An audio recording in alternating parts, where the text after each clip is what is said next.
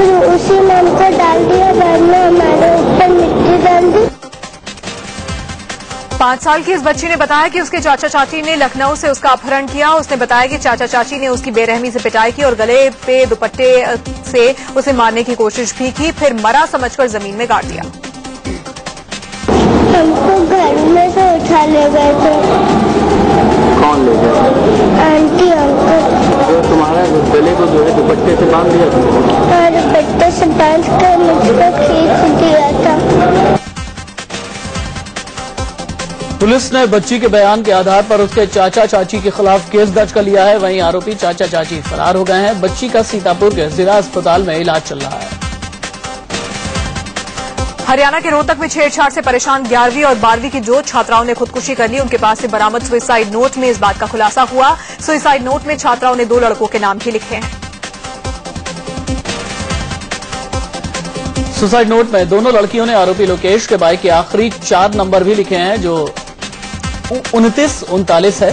Police ने suicide note को कब्जे में लेकर मामला दर्ज कर लिया है।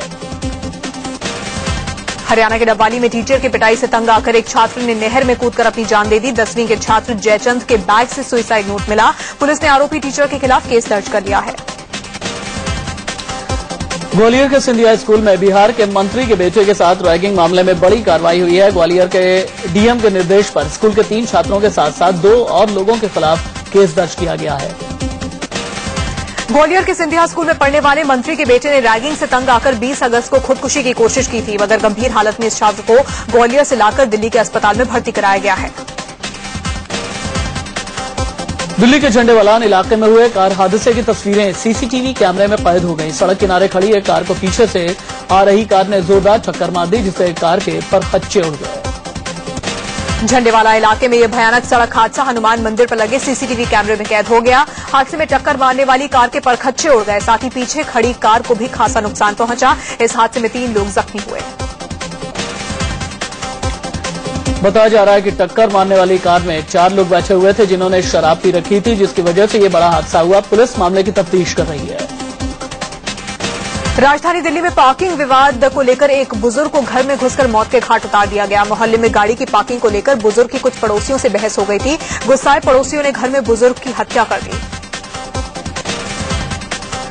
बुजुर्ग के परिवार वालों से भी मारपीट की गई, जिसमें कई लोग जख्मी हो गए। वाकये के बाद बुजुर्ग का परिवार दहशत में है। पुलिस ने मामला दर्ज कर आरोपियों की तलाश शुरू कर दी है। गुड़गांव में लापता युवक की हत्या के बाद लोगों ने जमकर हंगामा किया। जिस 25 अगस्त को अमन 25वां बर्थडे मनाने वाला था, उसी दिन उसका शव मिला। उसे चाकुओं से गोदा गया था। गुस्साए लोगों ने रात में पटौदी चौक पर जाम लगाया। घर वालों का कहना है कि अमन के लापता होने की सूचना पुलिस को दी गई थी, लेकिन पुलिस ने हीला हवाली दिखाई। इधर पुलिस का कहना है कि अवैध संबंध के चलते अमन की हत्या हुई। पुलिस ने 2 लोगों को गिरफ्तार किया। दिल्ली से सटे नोएडा में एक बार फिर से बदमाशों का कहर बरपा है। सेक्टर 38 में बदमाशों ने एक इंजीनियर पर अंधाधुंध गोलियां चला दी। गोली लगने से इंजीनियर गंभीर रूप से जख्मी हो गया। उसे 4 गोलियां लगी हैं। वारदात को अंजाम देने के बाद आरोपी छेला की मशीन लूटकर फरार हो गए। गंभीर हालत में इंजीनियर को अस्पताल में भर्ती करवाया गया है। पुलिस ने मामला दर्ज कर लिया है। वहीं दिल्ली में नेपाल की महिला से गैंगरेप के मामले में साउथ डिस्ट्रिक्ट पुलिस ने 2 लोगों को गिरफ्तार किया है। गिरफ्तार लोगों में एक महिला भी शामिल है, जिसने जबरन पीड़िता को वेश्यावृत्ति में धकेला। दिल्ली के भजनपुरा इलाके में एक लड़की ने अपने पड़ोसी पर शादी का झांसा देकर रेप का आरोप लगाया है। पीड़ित का आरोप है कि शादी का झांसा देकर जुबैर नाम का शख्स 2 साल से उसके साथ रेप कर रहा था। पुलिस ने मामला दर्ज कर आरोपी की तलाश शुरू कर दी है। दिल्ली के त्रिलोकपुर इलाके में दलजीत नाम के शख्स ने अपनी चचेरी बहन को 4थी मंजिल से नीचे फेंक दिया। खुद को लोगों से घिरा देख आरोपी भी 4थी मंजिल से नीचे कूद गया। दोनों को गंभीर हालत में अस्पताल में भर्ती किया गया है। दिल्ली पुलिस की क्राइम ब्रांच टीम ने बिहार के गैंगस्टर सुनील को खयाला इलाके से गिरफ्तार किया। सुनील बिहार के मोतिहारी में हुए एक दोहरे हत्याकांड में वांटेड था। बिहार पुलिस को चकमा देकर ये फरार हो गया था। बुलंदशहर के शहीद नीरज राघव के परिजन अंतिम संस्कार के लिए राजी हो गए हैं। पहले देवराला गांव में नीरज राघव के परिजनों का कहना था कि जब तक कोई केंद्रीय मंत्री या फिर सीएम उनके गांव तक नहीं आते, तब तक वो शहीद का अंतिम संस्कार नहीं करेंगे। नीरज राघव जम्मू कश्मीर के कुपवाड़ा में आतंकियों से लोहा लेते हुए शहीद हो गए थे। रविवार को आतंकियों से हुए एनकाउंटर में सेना ने 4 आतंकियों को मार गिराया था। नीरज के साथ एक और जवान जख्मी हुआ था। इससे पहले जैसे ही शहीद नीरज का शव देवराला गांव पहुंचा, पूरे गांव में मातम पसर गया। शहीद के परिजनों का रो रो कर बुरा हाल था। शहीद के अंतिम दर्शन के लिए लोगों की भारी भीड़ जुट गई थी। नीरज राघा के अलावा बुलंदशहर का एक और जवान राहुल भी शहीद हुआ था। राहुल का पूरे राजकीय सम्मान के साथ अंतिम संस्कार कर दिया गया है। राहुल जम्मू कश्मीर के केरन सेक्टर में आतंकियों से लोहा लेते हुए शहीद हुए थे। इससे पहले जम्मू कश्मीर में शहीद हुए राहुल का शव भी बुलंदशहर उनके घर पहुंचा। शव के पहुंचते ही परिवार समेत इलाके में मातम पसर गया। परिजनों का रो रो कर बुरा हाल था। जम्मू के कुपवाड़ा में आर्मी ने एक आतंकवादी को मार गिराया है। कालारूस इलाके में आतंकवादियों के साथ सेना की मुठभेड़ जारी है। पिछले दिनों यहां सेना ने 4 आतंकवादियों को मार गिराया था। पाकिस्तान की तरफ से हो रहे सीज फायर के उल्लंघन के बीच आज डीजीएमओ स्तर की बैठक है। डीजीएमओ की इस रूटीन बैठक में भारत पाकिस्तान की तरफ से होते सीज फायर उल्लंघन का मामला उठाएगा। पाकिस्तान की तरफ से हो रही फायरिंग को लेकर गृह मंत्री राजनाथ सिंह ने आज अहम बैठक बुलाई है। बैठक में बीएसएफ अधिकारियों से सीमा की सुरक्षा पर बात की जाएगी और आगे का एक्शन प्लान भी तैयार किया जाएगा। संयुक्त राष्ट्र संघ के प्रमुख बान की मून ने कहा कि भारत पाकिस्तान अपने सारे मुद्दे बातचीत के जरिए सुलझाएं। सीज फायर उल्लंघन और भारत पाक में सचिव स्तर की वार्ता रद्द होने के बाद बान की मून का यह बयान आया है। राष्ट्रपति भवन से 4 नए राज्यपालों के नाम का ऐलान हो गया है। कल्याण सिंह को राजस्थान, वजूभाई रूदभाई वाला को कर्नाटक, चौधरी विद्यासागर राव को महाराष्ट्र और मृदुला सिन्हा को गोवा का राज्यपाल बनाया जाएगा। महाराष्ट्र, राजस्थान, कर्नाटक और गोवा में राज्यपालों के नाम का आधिकारिक ऐलान होने वाला है। गृह मंत्रालय ने इन 4 राज्यों में राज्यपाल की नियुक्ति के लिए नामों की लिस्ट राष्ट्रपति के पास पहले ही भेज दी थी। सूत्रों से खबर है कि केरल की राज्यपाल शीला दीक्षित अपने पद से इस्तीफा दे सकती हैं। उन्होंने कल गृह मंत्री राजनाथ सिंह और राष्ट्रपति से भी मुलाकात की थी। हालांकि इस्तीफे पर वो खुलकर कुछ भी नहीं बोल रही। नरेंद्र मोदी सरकार के आज 3 महीने पूरे हो गए हैं। 26 मई को नरेंद्र मोदी ने पीएम पद की शपथ ली थी। सरकार के 100 दिन पूरे होने पर मोदी सरकार की तरफ से रिपोर्ट कार्ड जारी करने की भी तैयारी चल रही है। योजना आयोग की जगह नई संस्था बनाने को लेकर आज अहम बैठक बुलाई गई है। बैठक में योजना आयोग के पूर्व उपाध्यक्ष और सदस्यों को बुलाया गया है। प्रधानमंत्री मोदी के ड्रीम प्रोजेक्ट डिजिटल इंडिया को लेकर टेलीकॉम मिनिस्टर रविशंकर प्रसाद ने सभी राज्यों के आईटी मिनिस्टर्स की मीटिंग बुलाई है। दिल्ली के इंडिया हैबिटेट सेंटर में होने वाली बैठक में डिजिटल इंडिया प्रोग्राम के रोड मैप को लेकर चर्चा होगी। प्रधानमंत्री मोदी के दफ्तर ने उनके मंत्रियों को नया फरमान सुनाया है। नए फरमान में कहा गया है कि किसी विज्ञापन में पीएम की तस्वीर बिना पूछे न लगाएं। मोदी के प्रधान सचिव नृपेंद्र मिश्र की ओर से यह निर्देश जारी हुआ है। प्रधानमंत्री दफ्तर की ओर बैंकों के अधिकारियों को खत लिखकर कहा गया है कि प्रधानमंत्री जनधन योजना पूरे देश में 28 अगस्त से शुरू करना चाहते हैं। इस योजना के तहत खुलने वाले हर खाते पर डेबिट कार्ड दिया जाएगा और 1 लाख रुपए का दुर्घटना बीमा भी होगा। स्वतंत्रता दिवस के मौके पर लाल किले से प्रधानमंत्री मोदी ने जनधन योजना का ऐलान किया था। सरकारी कर्मचारियों को आज खुशखबरी मिल सकती है। कर्मचारी भविष्य निधि संगठन पीएफ पर ब्याज दर बढ़ाने का ऐलान कर सकता है। पीएफ पर मौजूदा ब्याज दर 9.25% है। दिल्ली में सरकार बनाने की कवायद के बीच कांग्रेस ने एक बार फिर से खुलासा किया है और मुकेश शर्मा की ओर से दावा किया गया है कि आम आदमी पार्टी के 12 विधायक एक बार फिर से कांग्रेस के संपर्क में हैं। आप पार्टी के लगभग 1 दर्जन विधायक बराबर इस प्रयास में लगे हुए हैं कि वो कांग्रेस पार्टी में किसी तरीके से शामिल हो जाएं ताकि उनकी अपनी सीटें बच सकें। साथ ही कांग्रेस प्रवक्ता का कहना है कि इन 12 विधायकों ने आम आदमी पार्टी संयोजक अरविंद केजरीवाल से दूरी बना ली है। मुकेश शर्मा का दावा है कि हाल ही में विधानसभा उपचुनाव के नतीजों ने आम आदमी पार्टी के विधायकों को डरा दिया है। छत्तीसगढ़ के कवर्धा में धर्म संसद में फैसला लिया गया कि साईं भगवान नहीं है। संतों के प्रस्ताव पारित करके साईं को भगवान का अवतार मानने से इनकार किया गया। साथ ही हिंदू देवी देवताओं के मंदिरों से साईं की मूर्ति हटाने का फैसला किया गया। भगवान के लक्षण उन्होंने खुद इसमें उद्धृत किए हैं। ये लक्षण साईं बाबा में नहीं घटते हैं, इसलिए हम सभी उनको भगवान नहीं मानते हैं। द्वारिका पीठ के शंकराचार्य स्वरूपानंद सरस्वती ने सबसे पहले साईं को भगवान बताने पर सवाल उठाए थे, जिसके बाद धर्म संसद बुलाई गई, जहां 13 अखाड़ों के साथ साथ मंडलेश्वरों और साधु संतों ने भी उनके बयान का समर्थन किया। साईं विवाद को लेकर बुलाई गई धर्म संसद में कल जमकर हंगामा भी हुआ। छत्तीसगढ़ के कवर्धा में मंच पर ही शंकराचार्य के समर्थक और साईं के भक्त आपस में भिड़ गए। ये हो हंगामा द्वारका पीठ के शंकराचार्य स्वरूपानंद सरस्वती की मौजूदगी में हुआ। दरअसल धर्म संसद में साईं को भगवान मानने से इनकार कर दिया गया था। इसके बाद खुद को साईं के साथ साथ शंकराचार्य का भक्त बताने वाले मनुष्य मित्र नाम के शख्स ने कई सवाल खड़े कर दिए। इसके बाद शंकराचार्य के समर्थक भड़क गए। धर्म संसद के मंच पर धक्का मुक्की की नौबत आ गई। भारी संख्या में मौजूद शंकराचार्य समर्थकों ने साईं भक्तों को ललकारना शुरू कर दिया और फिर इन्हें धक्का देकर मंच से भगाने लगे। दरअसल मनुष्य मित्र ने मंच से चुनौती दी कि गोहत्या रोकने तक क्या कोई अनशन कर सकता है।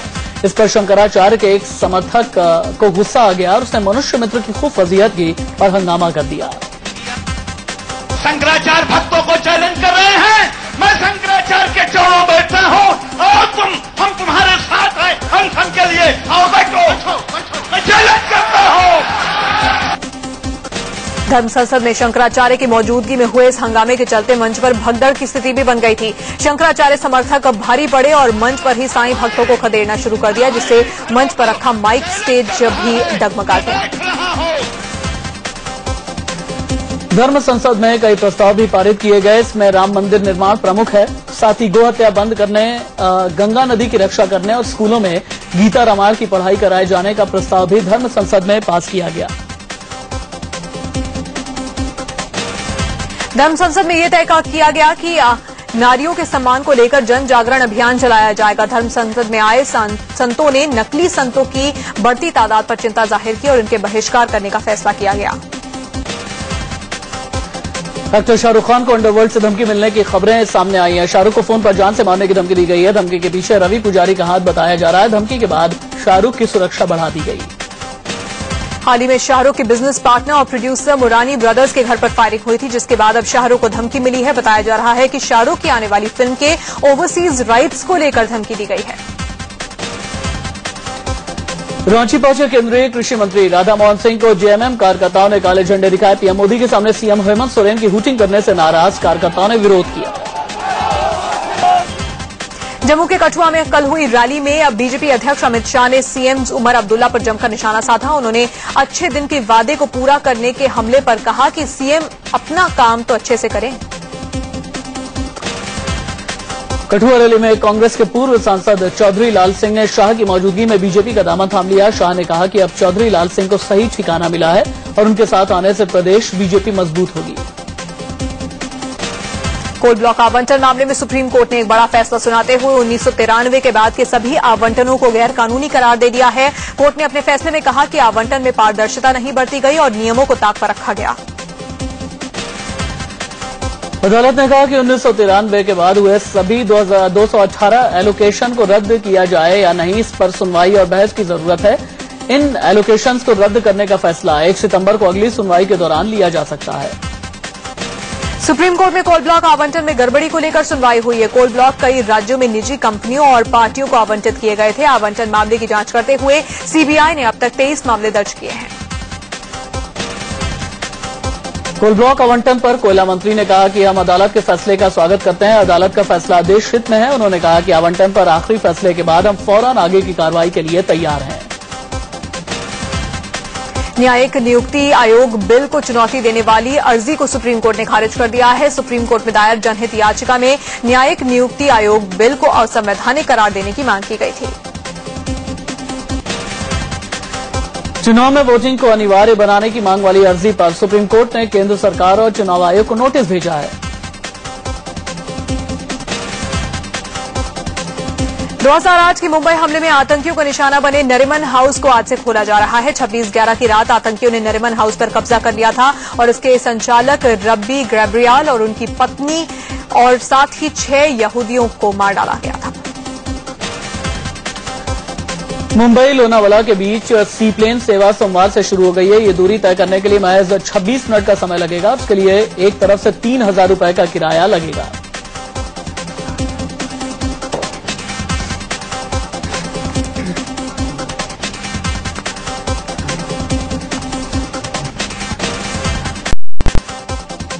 सोमवार को दिल्ली में गर्मी ने पिछले 12 सालों का रिकॉर्ड तोड़ दिया। 25 अगस्त को 12 सालों में अगस्त का सबसे गर्म दिन बताया गया। सोमवार को अधिकतम तापमान 40.7 डिग्री रिकॉर्ड किया गया, जो सामान्य से 5 डिग्री ज्यादा था। दिल्ली में अक्षरधाम मंदिर के पास कल ई रिक्शा चालकों ने जमकर प्रदर्शन किया। दिल्ली के महिर विहार में कल महिलाओं ने बिजली बिल में गड़बड़ी के विरोध में बीएसईएस के दफ्तर पर ताला जड़ दिया। अलीगढ़ में 2 ट्रकों की जबरदस्त भिड़ंत में दोनों ट्रकों के ड्राइवर की मौत हो गई। ग्रेटर नोएडा के एक मार्केट में लगी आग में 3 दुकान खाक हो गई। बताया जा रहा है कि शॉर्ट सर्किट की वजह से आग लगी। इंदौर में भंवर कुआं चौराहे पर चक्का जाम करने पहुंचे एबीवीपी कार्यकर्ताओं को पुलिस ने लाठीचार्ज उन पर किया और तितर-बितर किया। दरअसल एक छात्रा से छेड़छाड़ के मसले को लेकर एबीवीपी कार्यकर्ता प्रदर्शन कर रहे थे। कार्यकर्ताओं की योजना कॉलेज बंद करने और थाने के घेराव की थी। झारखंड के रामगढ़ में महिलाओं ने एक मनचले को सबक सिखाया और बीच सड़क उसकी जमकर पिटाई कर दी। मनचले की पिटाई से भी जब लोगों का मन नहीं भरा तो इसके सिर का मुंडन कर दिया गया। लोग इस युवक की परेड कराने की भी तैयारी कर रहे थे। मध्य प्रदेश के बैतूल में कोर्ट परिसर में एक पति ने अपनी पत्नी की पिटाई कर दी। दरअसल पत्नी को पीट रहे शख्स ने 2 महिलाओं से शादी की है, जिनमें से एक से तलाक का मामला अदालत में चल रहा है। यूपी के शाहजहांपुर में आगजनी और हंगामे के बाद राजघाट के चौकी इंचार्ज समेत 8 पुलिस वालों को सस्पेंड कर दिया गया है। मामले की गंभीरता को देखते हुए राजघाट इलाके में पुलिस फोर्स की तैनाती कर दी गई है। आला अधिकारी भी मौके पर कैंप कर रहे हैं। यूपी के बलिया में एक लड़के की मौत पर लोगों ने जमकर बवाल किया। लोगों का आरोप है कि पुलिस की पिटाई से लड़के की मौत हुई। यूपी के गोरखपुर में एक दुकान के झगड़े को लेकर 2 गुटों ने जमकर हंगामा किया। नखास चौराहे पर हंगामे की खबर मिलते ही पुलिस मौके पर पहुंची। यूपी के कुशीनगर में लगातार हो रही बिजली कटौती से परेशान लोगों ने एसडीएम आवास के बाहर तालाबंदी कर दी। यूपी के उन्नाव में बेखौफ बदमाशों ने एक महिला सिपाही और उसके पति की पिटाई कर लूटपाट की। हैरानी की बात यह रही कि पुलिस वाले केस करने में आनाकानी करते रहे और 3 घंटे के बाद मामला दर्ज किया। यूपी के इटावा में फोन पर बात न करने से नाराज होकर एक शख्स ने महिला पर तेजाब फेंक दिया। यूपी के मैनपुरी में कर्ज और सूखे से परेशान होकर एक किसान ने खुदकुशी कर ली। तो वहीं यूपी के सुल्तानपुर की जिला जेल में आजीवन कारावास की सजा काट रहे एक कैदी की संदिग्ध हालात में मौत हो गई। यूपी के गोरखपुर की एक जेल में 2 कैदियों के बीच जमकर मारपीट हुई। पिटाई से घायल हुए कैदी को अस्पताल में भर्ती करवा दिया गया। लखनऊ में बीएसएफ की रेडियो ऑपरेटर परीक्षा के पेपर लीक मामले में एसटीएफ ने 2 लोगों को गिरफ्तार किया है। यूपी के उन्नाव में गंगा उफान पर है। गंगा के खतरे का निशान पार करते ही लोगों की परेशानी बढ़ गई है। प्रशासन से सहयोग नहीं मिलने से लोगों में नाराजगी है। असम में भारी बारिश से बाढ़ के हालात बने हुए हैं। 12 जिलों में बाढ़ से हजारों लोग बेहाल हैं। असम के नॉर्थ लखीमपुर में भी बाढ़ ने तबाही मचाई है। लोग बाढ़ के बीच दहशत में दिन गुजारने को मजबूर हैं। दिल्ली में लोकोत्सव संस्था ने सरदार पटेल स्कूल के साथ मिलकर 1 महीने का इंडिया गरबा ट्रेनिंग प्रोग्राम का आयोजन किया है। कार्यक्रम में स्मृति ईरानी ने लोगों के साथ मिलकर भगवान की आरती की। वहीं लोगों को गरबा करते देखते हुए स्मृति ईरानी ने अपने टीवी सीरियल के दिनों को याद किया। इंग्लैंड और भारत के बीच वनडे सीरीज का पहला मैच कल बारिश की वजह से रद्द हो गया। कोच डंकन फ्लेचर को असली बॉस बताने वाले कप्तान महेंद्र सिंह धोनी के बयान पर बीसीसीआई भड़क उठी है और उनके खिलाफ कार्रवाई की बात कही है। नाइजीरिया के आतंकी संगठन बोको हरम ने उत्तर पूर्वी नाइजीरिया के गांवों और कस्बों में इस्लामिक स्टेट लागू करने का दावा किया है। इराक में बगदाद के पास हमलों में 15 लोगों की मौत हो गई। हमला तब हुआ जब एक आत्मघाती हमलावर ने शिया लोगों के बीच खुद को विस्फोट से उड़ा लिया। पाकिस्तान में इमरान खान और कादरी के समर्थकों ने 24 घंटे में कॉन्स्टिट्यूशन एनक्लेव खाली करने का आदेश दिया है। जानलेवा वायरस इबोला ने लाइबेरिया में एक और डॉक्टर को अपनी चपेट में ले लिया, जिस वजह से डॉक्टर की मौत हो गई। वहीं भारत की तरफ से ऑस्कर में बंगाली फिल्म जातीश्वर भेजी जा सकती है। अक्षय कुमार की आने वाली फिल्म बेबी का पहला पोस्टर रिलीज कर दिया गया। अपने आने वाली फिल्म की कामयाबी की दुआ करने के लिए एक्टर इमरान हाशमी ने अजमेर में ख्वाजा के दरगाह पर पहुंचकर अपना सिर झुकाया। बॉलीवुड अभिनेत्री करीना कपूर कल अजमेर शरीफ की दरगाह पहुंची। उन्होंने अपनी फिल्म सिंघम रिटर्न्स को बॉक्स ऑफिस पर जबरदस्त कामयाबी मिलने पर दरगाह पर चादर चढ़ाकर आभार जताया।